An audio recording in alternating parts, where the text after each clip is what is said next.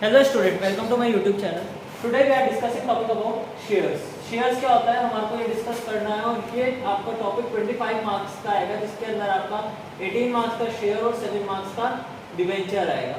तो हमारे को पहले शेयर्स जानना है कि हमारे को 18 मार्क्स अपने पक्के कैसे करने हैं वो देखना है। ठीक है, तो शेयर्स क्या होता है? शेयर्स एक फंड होता है जो कंपनी पब्लिक से देती है, मार्केट से पैसा उठाती है, और डिवेंचर भी वही होता है। तो दोनों में फर्क क्या होता है? तो सबसे पहले मैंने एक टर्म बोला कंपनी, तो ये क्या है? कंपनीज अकाउंटिंग है कि हम कंपनीज की अकाउंटिंग कैसे करते हैं, इसको हम क्या बोलते हैं?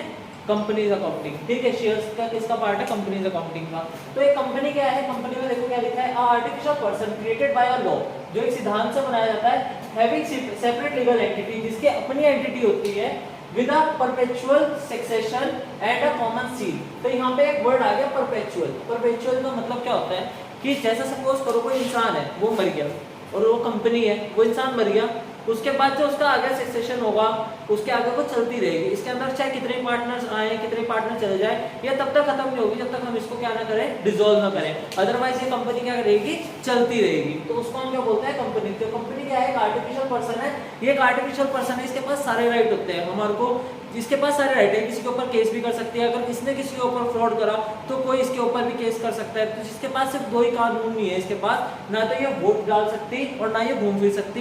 बाकी इसके पास जिंदगी के सारे जिंदगी के जैसे आदमी के पास इंसान होते हैं, जितने भी उसके हक होते हैं, वैसे ही इसके पास भी क्या होते हैं? वो हक होते हैं। बस इसके पास क्या हक नहीं है? एक तो वोट डालने का राइट नहीं है, और एक क्या हक नहीं है? इसके पास घूमने फिरने का राइट नहीं है। समझ में आया?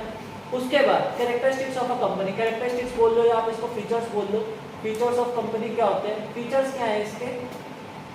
सबसे पहला फीचर्स है इसका separate legal entity. Separate legal entity का मतलब ये एक अलग से एंटिटी है। एक इंसान, जो मैंने पहले ही बताया था, एक इंसान और एक उसकी कंपनी, दोनों क्या है? अलग अलग है। अगर आपको किसी कंपनी, जैसे अगर पतंजलि ने आपके ऊपर फ्रॉड करा तो आप पतंजलि पे क्लेम करेंगे, ना कि रामदेव या बालकृष्ण पे फ्रॉड करेंगे, क्लेम करेंगे। अगर आपको किसी ने कोई आपको टाटा का प्रोडक्ट अच्छा नहीं लगा तो आप रतन टाटा पे कंप्लेन नहीं करेंगे, आप टाटा ग्रुप पे कंप्लेन करेंगे कि किस पार्ट में आपने कंप्लेन करनी है। समझ में आया? यहाँ तक क्लियर है? तो सेपरेट लीगल एंटिटी समझ में आया? परमिशन एक्सिस्टेंस वो भी मैं बता चुका हूँ। क्या होता है कि अगर कोई इंसान मर गया और उसकी कंपनी है तो उसके आगे वो चलती रहेगी, वारिस चलता रहेगा। ये नहीं है कि वो वहीं का वहीं रुक जाएगा। समझ में आया? लायबिलिटी, लिमिटेड लायबिलिटी, इसमें क्या है? लिमिटेड लायबिलिटी होती है। जैसे हमारी सोल प्रोप्राइटरशिप पड़ी थी, इसके अंदर अनलिमिटेड लायबिलिटी होती है। पार्टनरशिप के अंदर अनलिमिटेड लायबिलिटी होती है। इसके अंदर क्या है? लिमिटेड लायबिलिटी है। इसके अंदर ज्यादा लायबिलिटी नहीं होगी, आपकी एक लिमिट तक की लायबिलिटी होगी कि आप एक लिमिट तक ही पैसा दे सकते हो मार्केट में। समझ में आ गया? यहाँ तक क्लियर? उसके बाद कॉमन सील, एक कॉमन सील होगी।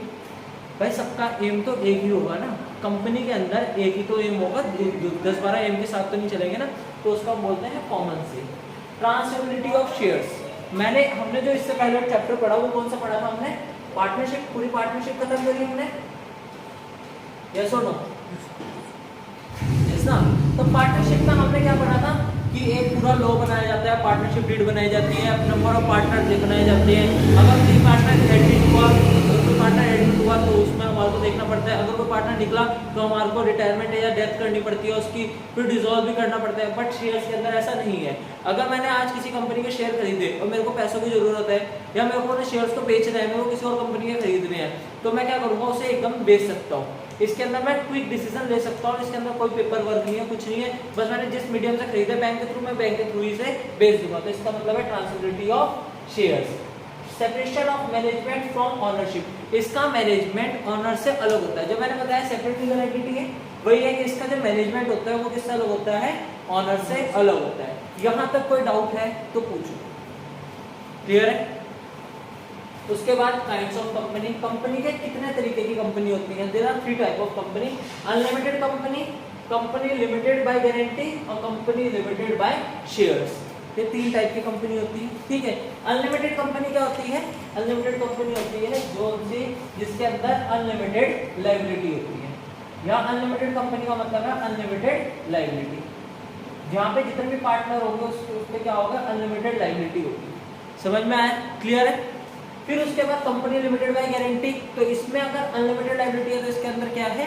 लिमिटेड लायबिलिटी है। यहाँ पे गारंटी दी जाती है कि भाई तुम्हारी जो लायबिलिटी है वो क्या रहेगी? लिमिटेड रहेगी। समझ में आया? तो हमारे को क्या पढ़ना है? Company limited by guarantee. अब कंपनी लिमिटेड बाय गारंटी भी हमारी 3 सब पार्ट में डिवाइड है। कौन कौन से सब पार्ट में डिवाइड है? प्राइवेट कंपनी, पब्लिक कंपनी और 1% कंपनी। प्राइवेट कंपनी क्या होती है?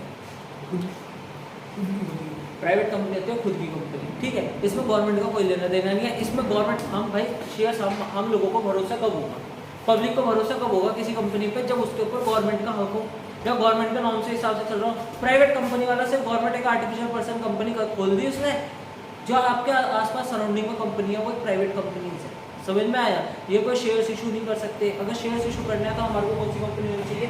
Public company. तो प्राइवेट कंपनी क्या है? प्राइवेट कंपनी वो कंपनी है जो सी अपने उसमें क्या नाम है जो प्राइवेटली काम करती है, इसके अंदर गवर्नमेंट का इंटरफेयर नहीं होता, और जो इसके अंदर मिनिमम पार्टनर होते हैं वो 2 होने चाहिए और मैक्सिमम नंबर ऑफ पार्टनर 200 होने चाहिए। इसके अंदर ट्रांसफर भी नहीं हो सकती। इट इज लाइक पार्टनरशिप, ना ट्रांसफरेबिलिटी हो सकती है इसके अंदर कुछ नहीं हो सकता। समझ में आया? ठीक है। अब हम बात करते हैं पब्लिक कंपनी की। पब्लिक कंपनी क्या होती है? पब्लिक कंपनी जो से जिसके हम शेयर्स इशू कर सकते हैं, और हमारे को शेयर्स में और डिवेंचर में क्या पढ़ना है? पब्लिक कंपनी के बारे में पढ़ना है कि पब्लिक कंपनी क्या होती है, कि जिसके अंदर हम शेयर्स और डिवेंचर इशू कर सकते हैं, जो लोग वो ले सकते हैं। किस चीज़ को ले सकते हैं? मार्केट से पैसों को ले सकते हैं। समझ में आया? और इसके अंदर जो मिनिमम नंबर ऑफ पार्टनर्स हैं वो कितने हैं? 7 और मैक्सिमम कितने हैं? अनलिमिटेड है। भाई कितने भी लोग पैसे ले सकते हैं, कितने भी लोग शेयर्स खरीद सकते हैं ना कंपनी के, तो वो क्या है? अनलिमिटेड है। और 1% कंपनी किसकी होगी?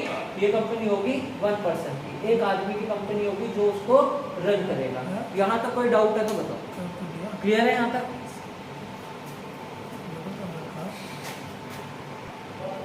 सो स्टूडेंट्स, अब हमें देखना है कि कंपनी कैसे कैसे पैसा मार्केट से ले सकती है। कंपनीज अकाउंटिंग, हमें कंपनी की अकाउंटिंग पढ़नी है ना, जो आपकी सेकंड बुक है इसके ऊपर कंपनीज अकाउंटिंग ही लिखा हुआ है। तो कंपनीज अकाउंटिंग में हमारे को 2 चीजें पढ़नी है, एक शेयर्स पढ़ना है और एक डिवेंचर्स पढ़ना है। जब हमने 11th क्लास में फंड्स देखे थे तो हमारे 2 फंड देखे थे, एक तो ऑनर का फंड होता है और एक बोरोड फंड होता है, जो कंपनी से मार्केट से पैसा उठाती है।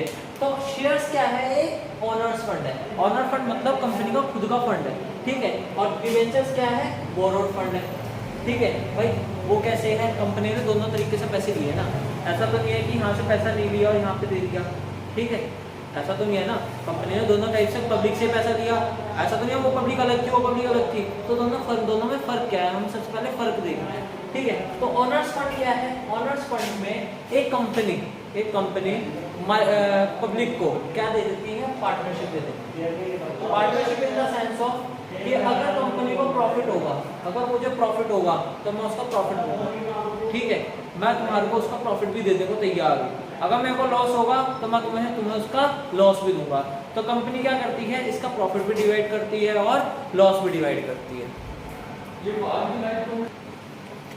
तो कंपनी इसको क्या देती है? अपनी पार्टनरशिप दे देती है। अगर कंपनी को पैसे चाहिए तो कंपनी मार्केट से पैसा ले और मार्केट में ही क्या करे?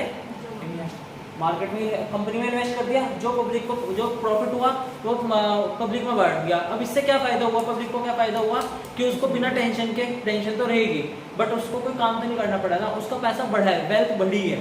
अगर उसने अच्छी कंपनी में रहा तो वेल्थ बढ़ी है, ठीक है। बट ये शेयर्स क्या होते हैं? रिस्क, इसको बोलते हैं रिस्की शेयर्स। समझ में? ये रिस्की होते हैं, ठीक है। अब हम बात करते हैं डिवेंचर्स की। तो डिवेंचर्स क्या है? बोरोड फंड है। बोरोड फंड मतलब बाहर से मार्केट से पैसा उठाया हुआ। बोरोड फंड मतलब जो हम बाहर मार्केट से पैसा उठाते हैं, एज उधार कहते हैं, इसे लायबिलिटी बोलते हैं। तो ये क्या है? एक लायबिलिटी है। समझ में आया? क्लियर है? ये क्या है? एक लायबिलिटी है। अब जब हमने उधार पैसा उठा लिया मार्केट से, जब हमने मार्केट से पैसा उधार में ले लिया तो इससे क्या होगा? चुकाना पड़ेगा। बट एक बात बताओ, अगर तुमने किसी को पैसा दिया, मार्केट में पैसा देने के बाद कहा कि यार ये पैसा, उसने कहा मैं तुम्हारे को ये पैसा इतने टाइम में दे दूंगा, और उसने नहीं दिया, तो उसने कहा मेरे पैसे डूब गए, मैंने कंपनी मार्केट में लगाए थे या मैंने एक बिजनेस में लगाए वो डूब गए, तो तुम क्या कहोगे उसे? तुम क्या कहोगे? नहीं कोई बात नहीं, पैसा डूब गया कोई बात नहीं। तुम क्या कहोगे? भाई हमें नहीं पता, पैसे दे, यही तो कहोगे ना। तो इसका क्या मतलब है कि ये जो डिबेंचर्स होते हैं ये क्या होते हैं? नॉन रिस्केबल होते हैं। अगर हम किसके पॉइंट ऑफ व्यू से देखें, इन्वेस्टर के पॉइंट ऑफ व्यू से देखें, तो ये क्या है? नॉन रिस्केबल है। अगर कंपनी को प्रॉफिट हो या ना हो, उसको क्या करना है? अपने डिबेंचर्स को देना ही देना है, with the interest, with the rate of interest. जितना भी इंटरेस्ट रेट होगा उसके हिसाब से वो उसको क्या देगा? पैसा देगा। तभी ये कोई शॉर्ट टर्म डेप्ट नहीं होते, ये कैसे डेप्ट होते हैं? लॉन्ग टर्म डेप्ट होते हैं। Long term debt. ठीक है, नोट कर लीजिए सर।